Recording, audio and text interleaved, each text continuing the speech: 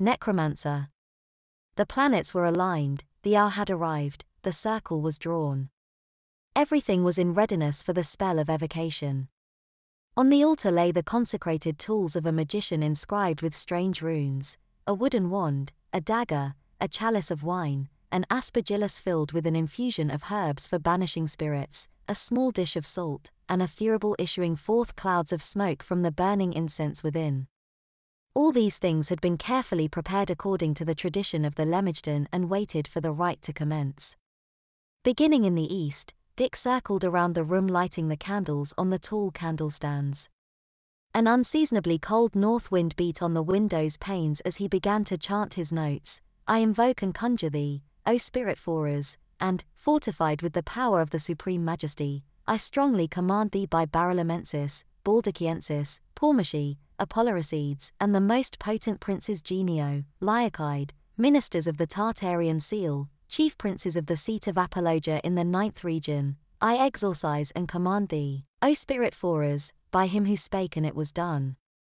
By the most holy and glorious names Adonai, El, Elohim, Elohe, Zebaoth, Elion, Eschers, Jah, Tetragrammaton, Shaddai, do thou forthwith appear and show thyself unto me, her before this circle, in a fair and human shape, without any deformity or horror, do thou come forthwith, from whatever part of the world, and make rational answers to my questions, come presently, come visibly, come affably, manifest that which I desire, being conjures by the name of the eternal, living and true God, Heliarem, I conjure thee also by the particular and true name of thy God to whom thou owest thine obedience, by the name of the King whom thou owest thine obedience, by the name of the King who rules over thee, do thou come without tarrying, come, fulfill my desires, persist unto the end, according to mine intentions.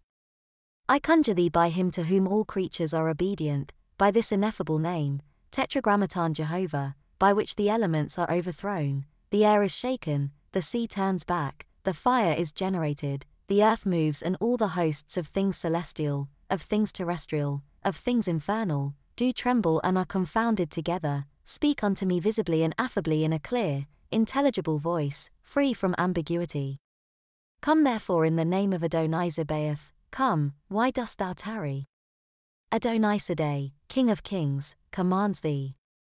Dick concluded the chant, picked up the thurible in his right hand and sensed a large triangle chalked on the floor and inscribed with Hebrew words. This triangle of art was where the spirit he had called was expected to materialize. Behind the triangle sat a cruse or chafing dish filled with a freshly kindled charcoal fire. He replaced the censer on the altar, took a handful of mixed herbs from a bowl on the altar and threw it into the cruse. A mushroom cloud of smoke immediately arose from the blazing fire and permeated the atmosphere with its noxious fumes. When the spirit did not appear, he repeated the chant from the beginning and threw another handful of the aromatic on the fire. When the spirit failed to appear for a second time, he threw a handful of aromatic on the fire first before rechanting the conjuration. The effect was immediate. The room became freezing cold as smoke from the cruse was sucked into the center of the triangle and began coalescing into the shape of a man.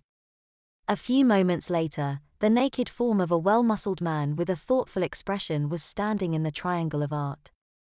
Dick stepped forward and hailed the spirit warmly with the traditional greetings. Welcome, most estimable President, welcome art thou unto me. I have called thee through him who created heaven, earth, and hell, with all contained therein, and thou hast obeyed, also by the like power.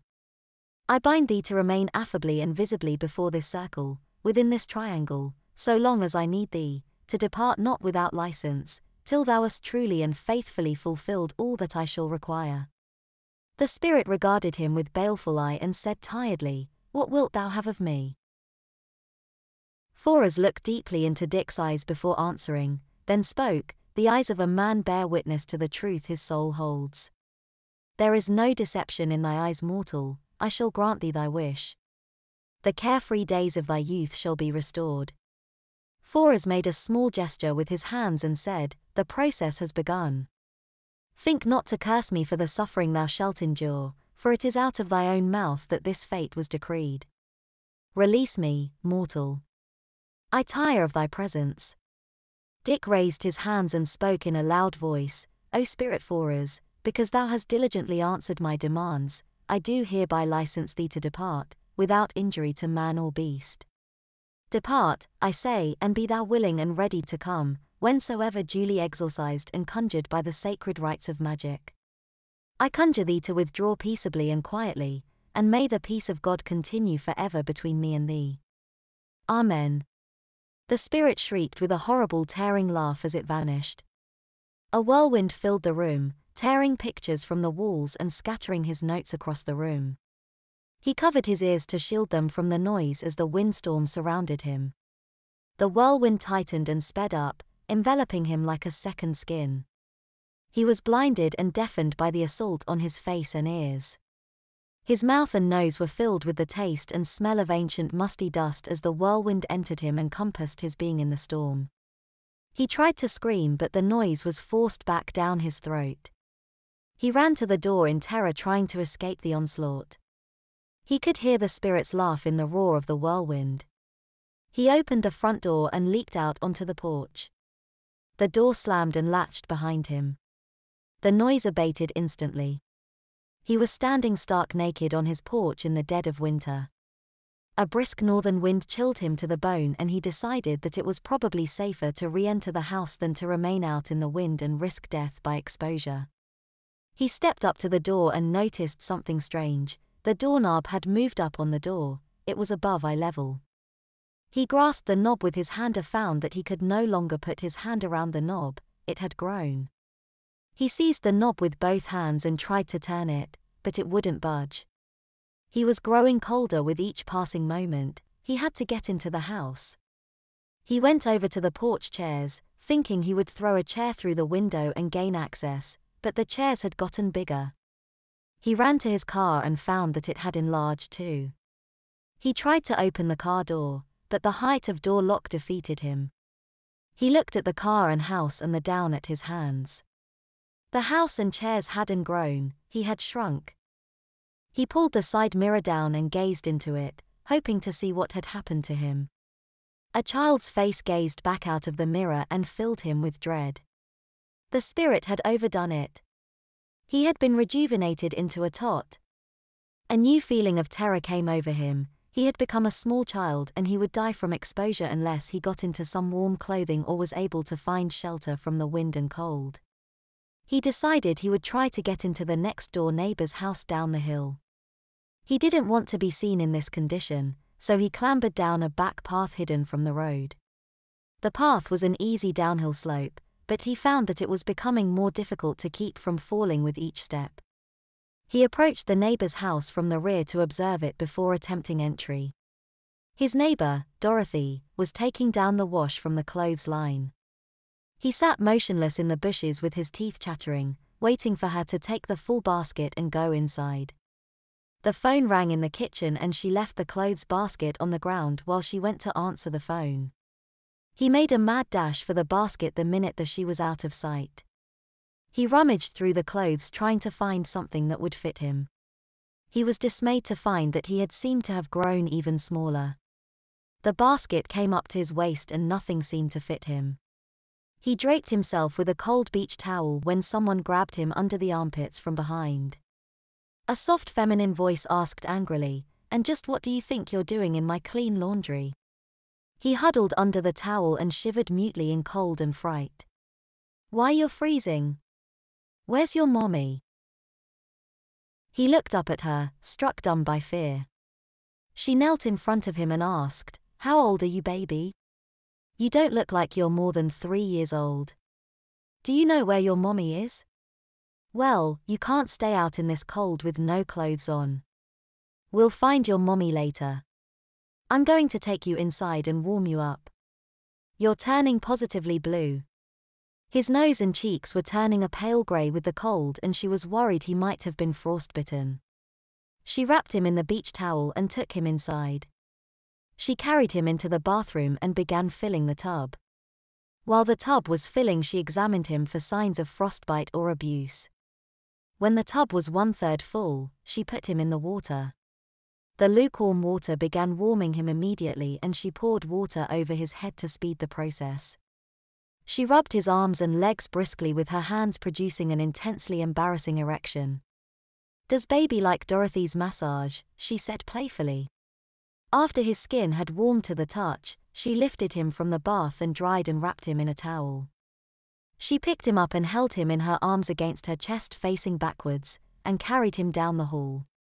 They entered a room and she sat him down facing her, still swaddled in the bath towel. "You looked older when I brought you in from the yard," she said thoughtfully, removing the towel and laying him down naked on his back. He felt a warm sheet underneath his body. He was evidently on a mattress of some kind. "I guess the cold made you look different, but you look smaller than you did a few minutes ago. You can't be more than a year and a half old," she said. Dick gazed back at her smiling face and realized she had been looking at his pubes as she had made the last statement. Dick, already feeling vulnerable from his helplessness and nudity, was humiliated by her observation. He looked nervously from side to side to see where he was, and was horrified to see that he was lying on a crib in a nursery. He squirmed in embarrassment as she proceeded to put him in a disposable diaper. "Now be still, baby, I'll be done in a moment," she chided. When she was finished, she picked him up and carried him into the kitchen. She put him in a high chair and strapped him in securely. She went to the stove and put a pot full of water on to heat, then went to the cupboard and removed a can and jar. She emptied the jar into another pot and put it on the range to warm, while she prepared the can. She opened a drawer and withdrew something and returned to stand behind the high chair. She put a cloth around his neck and tied it. He looked down and was mortified to see that it was a feeding bib. She intended to feed him.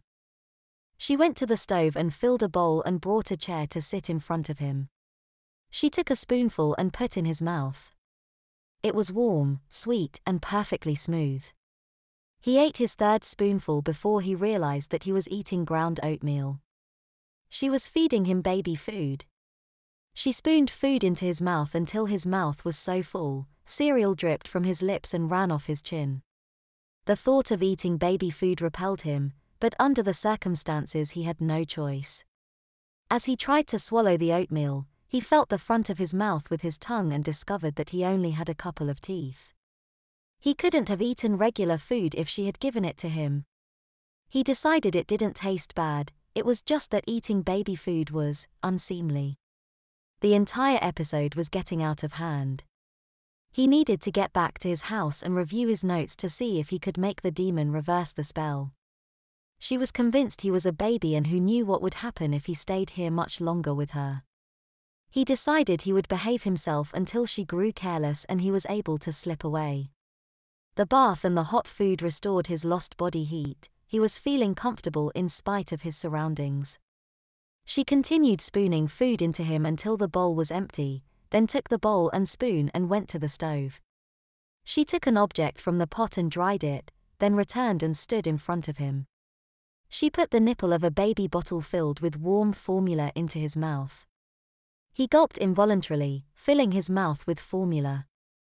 This was horrible, sitting strapped in a high chair, wearing nothing but a diaper and drinking formula out of a baby bottle. "I have to get out of here," he thought. She watched him drink the formula for a few minutes, then went to the kitchen phone. "Don't worry, baby, I'm going to call the sheriff. He'll find your parents," she said pleasantly. Dick panicked. If the sheriff took him, they would put him in a foster home. He dreaded the thought of what would happen when the spell wore off. He had to stop her even if he had to reveal his identity. "Please don't call the sheriff," he plained. She turned in shock and said, "You can talk. What are you, some kind of midget?" "No, I'm your next-door neighbor," he said. She looked at him in disbelief and said, "That's impossible. I don't know him very well, but I've seen him and he's full-grown, almost 6 feet tall." He explained that he had conjured a demon and what had happened to him. When he had finished, she said, "That's the wildest thing I ever heard. Do you really expect me to believe that cock and bull story? You're some kind of crook. I'm calling the sheriff. Please. Please believe me. We can go over to my house and you can see for yourself." I can tell you where everything is in the house, in every closet and drawer before we go over there. I'll prove it to you. My name is Dick Chalmers, my social security number is 575-16-1424 and my telephone number is. Oh, no, he moaned and started to cry. She stood in shock for a moment and then a quizzical expression came over her features. She took the bottle from his hand and removed the tray from the high chair. She looked down at him while he sobbed. She hesitated, then put 3 of her fingers down into the front of his diaper. Did you wet your diaper? She demanded. I can't help myself, he sobbed. I'm losing control of my body. Her expression softened and she said, I'm not going to call the sheriff, at least not for the moment. It's obvious at least part of your story is true. I doubt that a midget would wet himself and then cry like a baby just to try and fool me. Now, calm down while I get something from the closet. I'll be right back. His crying had quieted to sniffles when she returned and began setting up a video camera on a tripod. Now I want you to tell your story again in front of the camera. If you don't, I'll call the sheriff immediately. Do you understand me? He nodded and retold his story. She prompted him for personal details about his house whenever he started wandering. He was losing the ability to concentrate and kept looking down at his diaper and weeping. Are you finished? Is that all? She asked. Yeef, he lisped. She stared at him, realizing that he was losing his ability to talk.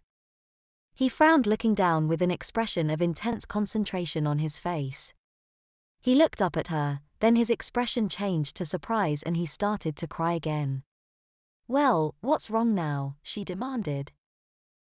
He stumbled, his face blushing crimson in embarrassment. The smell of a dirty diaper assailed her nostrils. She smiled broadly and said, Did you poop in your diaper? He nodded miserably.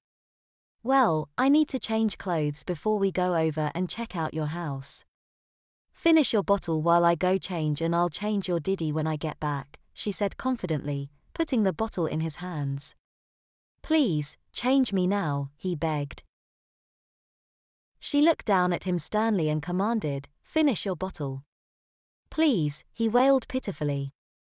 If you don't put that nipple in your mouth right now, I'm going to call the sheriff. You'll go with him, dirty diaper and all. He quailed at the thought of being taken into custody in this condition. She would tell them what had happened and they would laugh and joke about his predicament. He put it in his mouth like a prisoner being forced to drink poison, mouthing the nipple, but not nursing. Suck it, baby, she commanded. Tears rolled copiously down his face as he sucked on the nipple. This was the most humiliating thing that had ever happened to him. He felt his diaper growing wetter as he nursed and he knew he would be sopping by time she got around to changing him. That's a good baby, she cooed maliciously at him. She walked out of the room, leaving him alone in the chair with the bottle. He tried to unfasten the strap and found that it was buckled behind him, out of his reach. He was trapped in the chair until she released him. When she returned 20 minutes later, he had finished the bottle and his diaper was a cold, dripping mess. Dorothy took the empty bottle from his hand and sat down in front of him. So, you've trafficked with demons and unclean spirits, have you? Now look at you. This is God's punishment for your pride. You thought you could control a demon and look what it's done to you. You can't even control when you pee and poop. You acted like a child and now you're stuck in a baby's body. You can't take care of yourself now, you'll have to find a nanny to take care of you. If you're lucky, she'll be a Christian and raise you properly, so you won't be tempted by the devil again. For 2 cents I'd take down your diaper and spank you.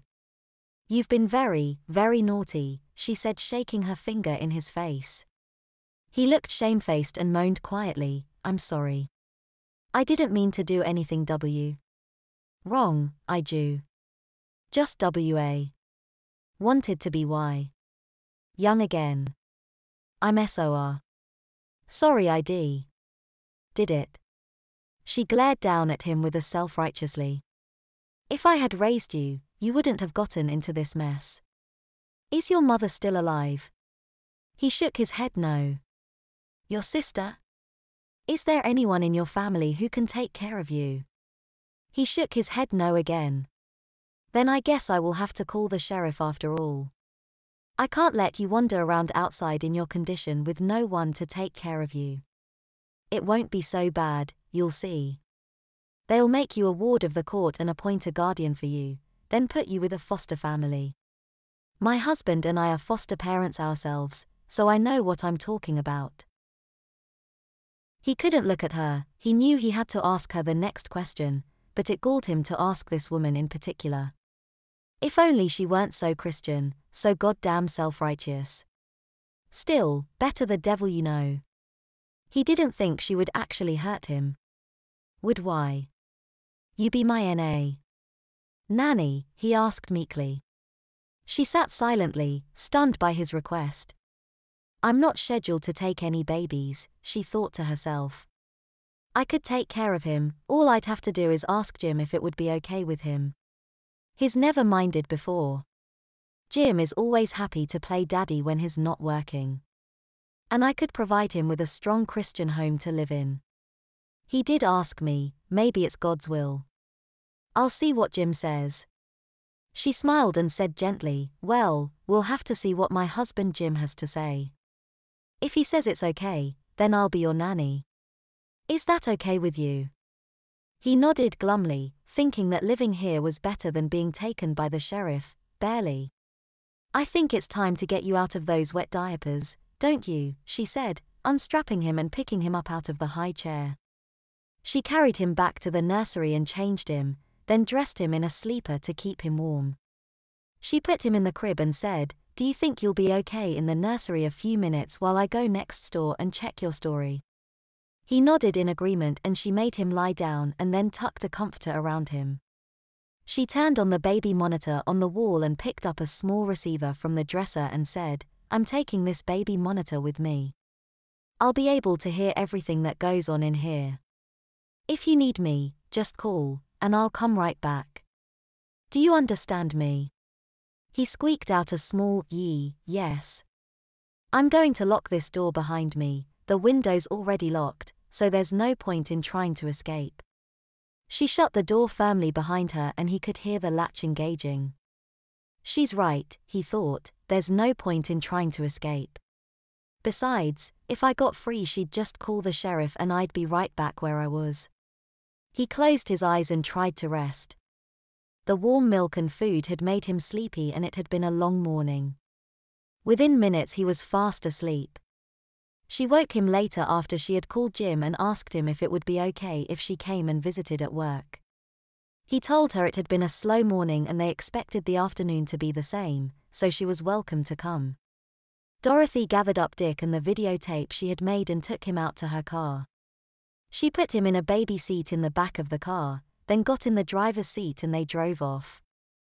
Dorothy explained to him that they were going to see her husband and not to worry, everything would be all right. The car's motion made him sleepy again and he dozed the rest of the trip. When he awoke, he was being carried into the emergency room of the local hospital. Dorothy marched right through the staff entrance doors and went to the nurse's station. She asked the nurse on duty if her husband was busy and was told no, he's in the ER doc's lounge. She went to the lounge, a small room that housed a bed, a telephone, and a TV with an integral VCR, and knocked on the door. Jim answered and told her to come in. She exchanged pleasantries with him before telling him what she wanted. When she started explaining who the baby was and how she had come to have him, Jim stared at her as if he thought she had lost her mind. She handed him the videotape and told him to look at the tape before making any judgments. He accepted the tape reluctantly and put it in the VCR. He said, before I look at this tape, I want to do a full examination of this baby, right now. He escorted them to an examination room in ER, then left them for a moment while he went outside to give orders to the nurses. He returned with a pediatric nurse in tow and told her to undress the baby. He asked his Dorothy to leave but she refused and he was forced to let her stand off to the side while he made his examination. He checked Dick carefully for frostbite and then began a very thorough neurological exam. The pediatric nurse took notes as he called off the presence or absence of each reflex. He had the nurse put Dick on the floor and try to get him to walk. Dick swayed unsteadily for a moment and then fell backwards on his bottom. The nurse took him by the hand to help him walk, and the most Dick could accomplish was to take a few steps before he had to sit. Both the pediatric nurse and Dorothy coaxed him to cross the floor, and he managed only by crawling the distance. When Jim was finished, he asked the nurse to step outside while he spoke to his wife. "Neurologically, this is a 1-year-old baby. Do you still insist that this is not a baby, but a full-grown man under a spell?" "Ask him his name," she replied simply. "Okay, I'll ask him, but not because I believe he is anything but a baby." "What's your name, baby?" Dick glanced around the room, seemingly uncomprehending of Jim's question. Dick's attention had been wandering and he hadn't heard Jim. "See, what did I tell you? Just a baby." "Now, Dorothy, I'd like you to see Dr. Miller, the staff psychiatrist here, while I take care of this mess. I've had the nurses call the sheriff and he should be arriving any minute." "Ask him again," she said with an undercurrent of anger in her voice. Jim sighed resignedly. "What is your name?" Jim demanded, looking straight into Dick's face. D.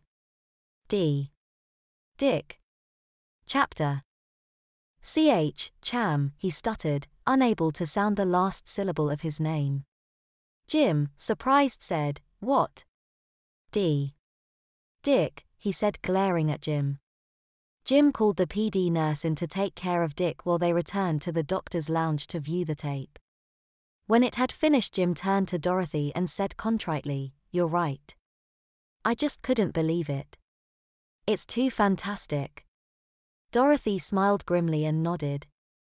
There was a knock on the door and a nurse asked if the sheriff could come in and talk to Dr. Mason. They invited the sheriff into the lounge and told him what they had seen. The sheriff asked for and was shown, then given the tape that Dorothy had made. Then they returned to the examination room where the sheriff asked Dick his name. Dick had regressed to the point that he could barely say his first name and wouldn't even attempt his last name. Jim and the sheriff had a hurried private conference in the hall, and the sheriff left the hospital muttering to himself, "This is the damnedest thing I ever heard of." Jim returned to the exam room, spoke to the nurse for a few moments and came out and talked to Dorothy. "It's all settled," he said, "at least for now. The sheriff's going to get a search warrant and go through Dick's house with a currycomb. He'll find out if Dick was telling the truth. In the meantime, Dick's obviously incompetent and in need of a full medical evaluation, so he'll stay here in the pediatric ward as a guest of the county. I'm sorry, but he won't be able to go home with you. We'll take good care of him here." The nurse came out carrying Dick in her arms against her shoulder and started up the hall to pediatrics. Dick saw that he was being taken away from Dorothy and began to scream in terror. Dorothy moved to follow, but Jim laid a hand on her arm and shook his head no. Dorothy turned away from Dick's wails reluctantly and was lovingly but firmly escorted to her car by Jim. Dorothy went home to wait for Jim to call when they finished their evaluation.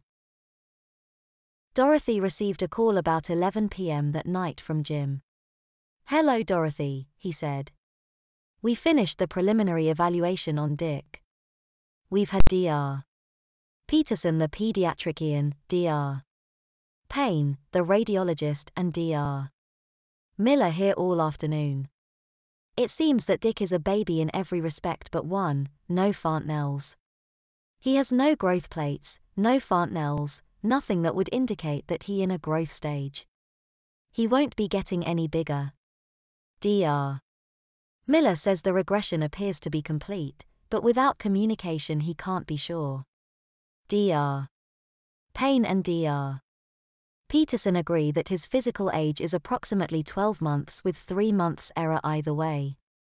Most of his teeth have disappeared and Dr. Peterson has put him on a pre-weaning diet with formula.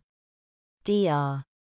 Miller wants to keep him under observation to determine his social development, but tentatively agrees with a 12-month assessment. The nurses up here love him and told me to tell you not to worry, they'll take good care of him. I'll be home in about an hour. I love you, dear, bye. Dorothy put the phone down and went to bed. The nurses were right, I shouldn't worry about him. They'll take care of him, it's just that I feel responsible for him somehow. She decided she would call her friend, Marge, down at the courthouse tomorrow and see what she thought about the possibility of being chosen as his foster parent. If this was God's will, then it would happen, but it couldn't hurt to make a discreet inquiry. Several weeks passed and she had heard nothing. Jim told her that the sheriff had finished his investigation and had concluded that it appeared that Dick had been telling the truth.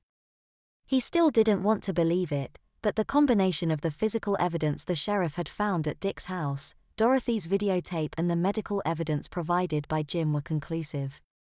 A hearing had been set to determine Dick's status and Dorothy and Jim had been asked by the sheriff to testify.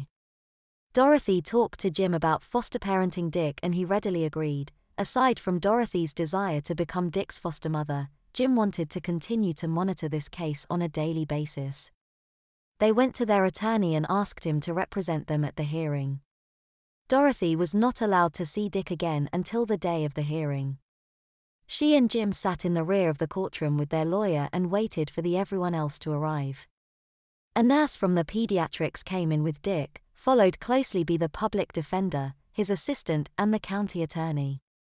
Dick seemed happy and healthy and showed no indication at all of being nervous. He looked like he had no idea of where he was or what was going to happen. Jim had told Dorothy that there had been a minor furor over who would take Dick to court. The hospital felt he should be in custody of the sheriff or Child Protective Services.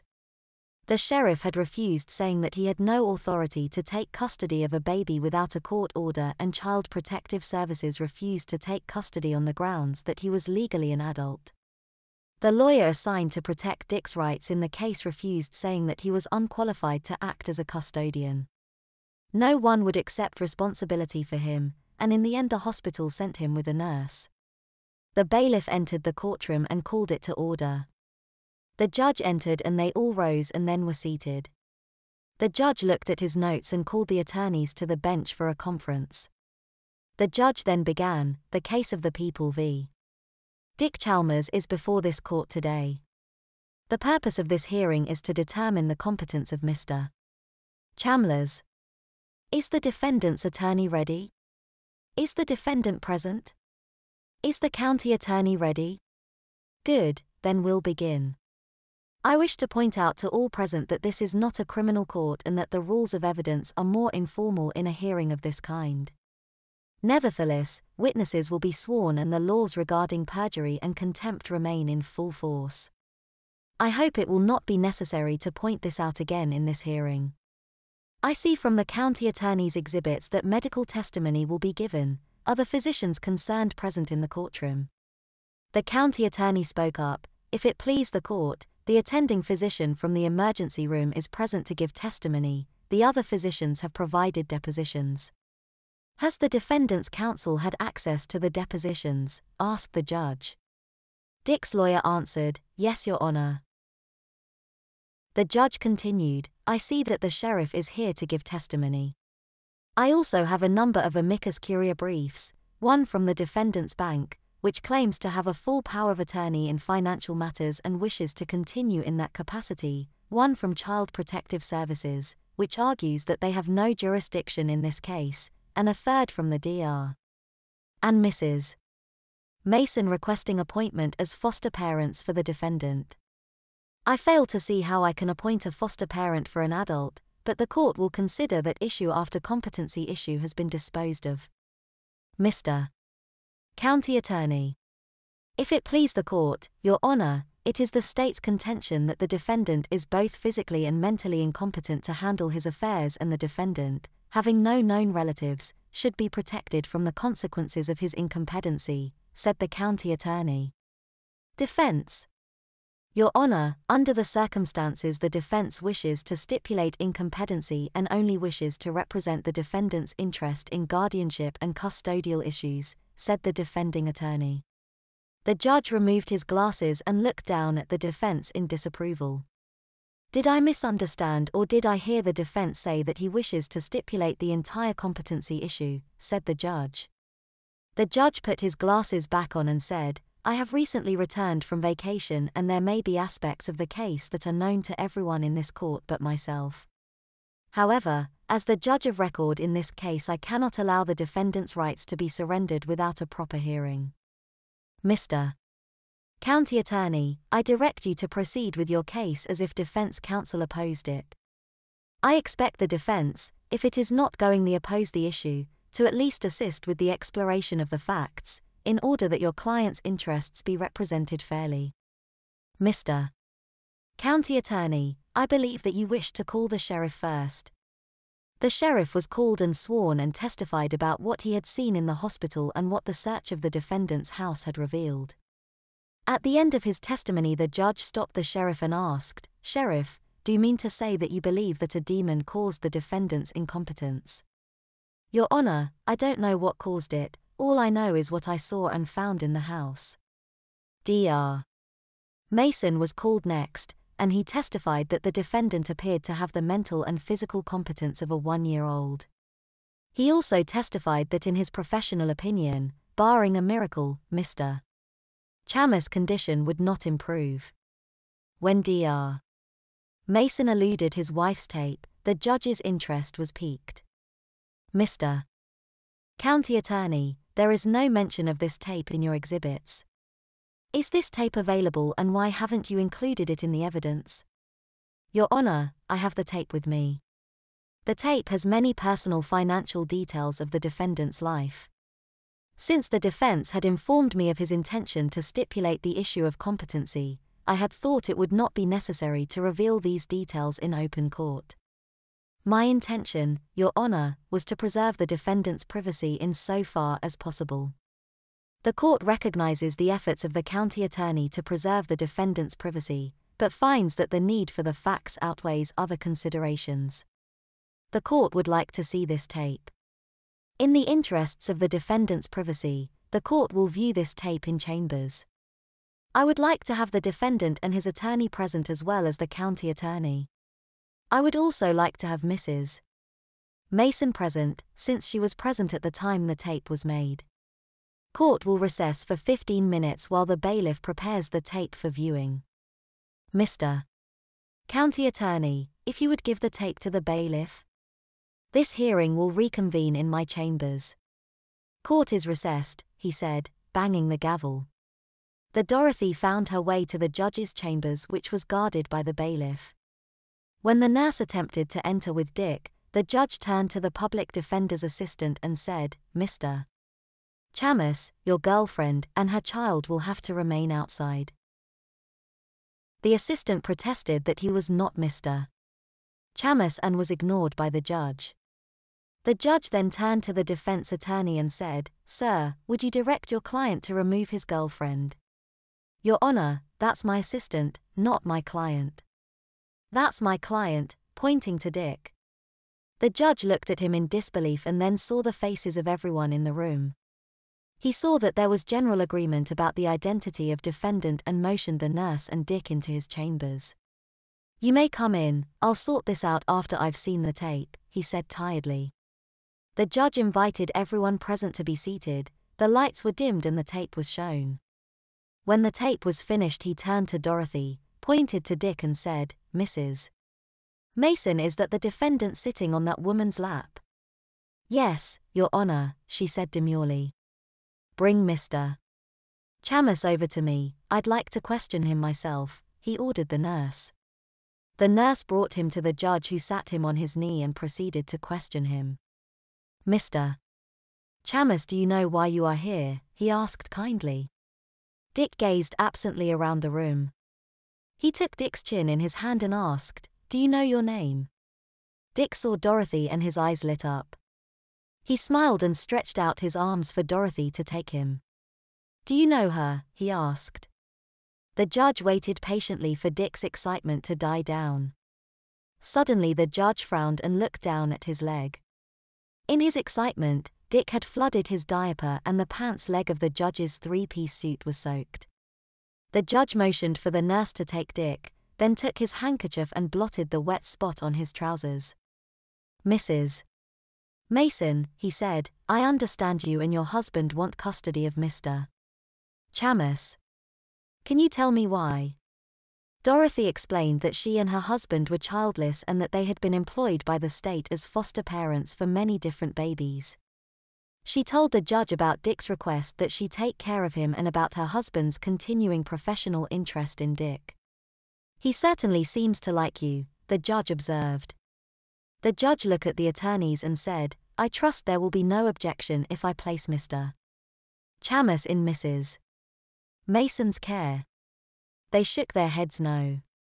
"Would the public defender have any objection if I left the bank in charge of Mr. Chamus' financial affairs? If that arrangement is subject to periodic review by his guardian, I have no particular objection, Your Honor," said Dick's attorney. "Would either of you have any objections if I made Mr. Chamus a ward of the court and named myself as guardian?" he asked, looking at both attorneys again. They sat stunned by the sudden turn of events, then shook their heads vigorously. "Then let's reconvene in the courtroom and finish this," he said briskly. The hearing was reconvened in the courtroom and the judge quickly ruled that Mr. Richard Chamus was incompetent both mentally and physically to handle his affairs and was unlikely to become competent in the near future. Mr. Chamus was made a ward of the court, and since Child Protective Services felt they could not act as guardian, the judge appointed himself as guardian. The judge ruled that Mr. Chamus' interests continued to be served by the relationship of the bank and Mr. Chamus and let the power of attorney stand, subject to later review, and finally, he directed that Mr. Chamus be placed in the care of Mrs. Mason, that the payments for Mr. Chamus' care be paid out of his estate, including the monthly payment to the foster parents at the scale provided by law for foster parents employed by the state. Dick was riding home with Dorothy within the hour. He gurgled and bubbled happily at the world around him. Dorothy marveled at how happy he seemed to be. Perhaps this wasn't God's curse after all. If happiness was God's blessing, then he was blessed. Dorothy called him Dickie and, within a few days, they were behaving like a mother and her firstborn baby. He crawled, made messes in his diaper, played peekaboo, and cried when he needed her. Dorothy enjoyed every minute of it. Dorothy decided she would take him to church on Sunday, both as an object lesson to the teenagers in the church and to see whether the minister's faith healing could help Dickie. She dressed him up and took him to church. She carried him in, stopping to talk to the minister and introduce him to Dickie. She asked him if he thought faith healing would help Dickie. The minister was excited to have him there and relished the chance to undo Satan's work. He told her to sit in the front row so they could be first when the healings were done. The service started with a hymn from the choir followed by the doxology. The minister began preaching about sin and forgiveness and the power of God's healing. He asked for all those in need of healing to come forward and motioned to Dorothy. Dorothy carried Dick up to the stage and was helped up the steps by the minister. He explained Dickie's manifold sins to the congregation and the demon's curse while he waited for the afflicted parishioners to line up to be healed. When they were ready, he slapped Dickie on the top on his head saying, "In the name of Jesus, you are healed." The minister grew excited, his face became frenzied and he shouted, "I feel the power, I feel Jesus' power.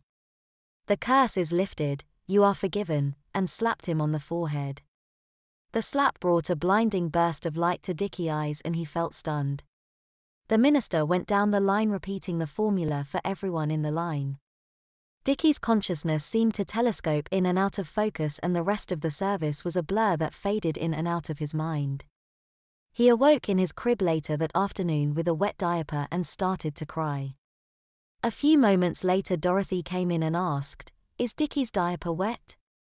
Does Dickie need changing?" And she started to change him. "Dickie? Dickie? My name is Dick," he thought furiously. Then the memories of the past months filled him. He had regressed until he had the mind of an infant. The minister had lifted the curse. He had an adult mind again. He tried to tell Dorothy the good news, but all that came out was a baby's babble. She smiled condescendingly at his infantile attempts at communication. Dorothy carried him to the family room and put him on the floor to play while she took a break from typing the church bulletin on her computer. She had left the computer on and the word processor loaded while she was sat down to watch part of the Sunday afternoon movie. Dick sat disgustedly and wondered how he could tell Dorothy he could think again. He clambered onto the computer chair and sat in front of the keyboard. He clumsily pecked out a message for Dorothy. "Dorothy, I can think again. The minister cured me. I don't need a guardian now." He waved his arms and pointed to the screen. She looked at him, smiled tolerantly, then went back to watching the movie before realizing that he was destroying her work on the computer. She rushed over to the computer, slapped his hands and picked him up, saying, "Naughty baby. Mustn't touch Dorothy's computer." He became angry and started screaming at the top of his lungs. She held him on her hip while she inspected the damage to her work. Dorothy read the message incredulously and said to him, "That's only a crazy accident, you can't type, you're only a baby." Dick made typing motions with his hands and indicated that he wanted to use the keyboard. She used the computer trackball to highlight, then erase his additions to her files and then created a new document. She sat him down on the chair again and said, "Okay, Dickie, I don't believe for a minute that you can type. Here's your chance to prove it to me." He put his hands over the keyboard and slowly typed out a new message with one finger, "I'm cured." Dorothy stood staring at the screen in shock as he rapidly spelled, "I don't need you to take care of me." He waited a short time then typed, "Now."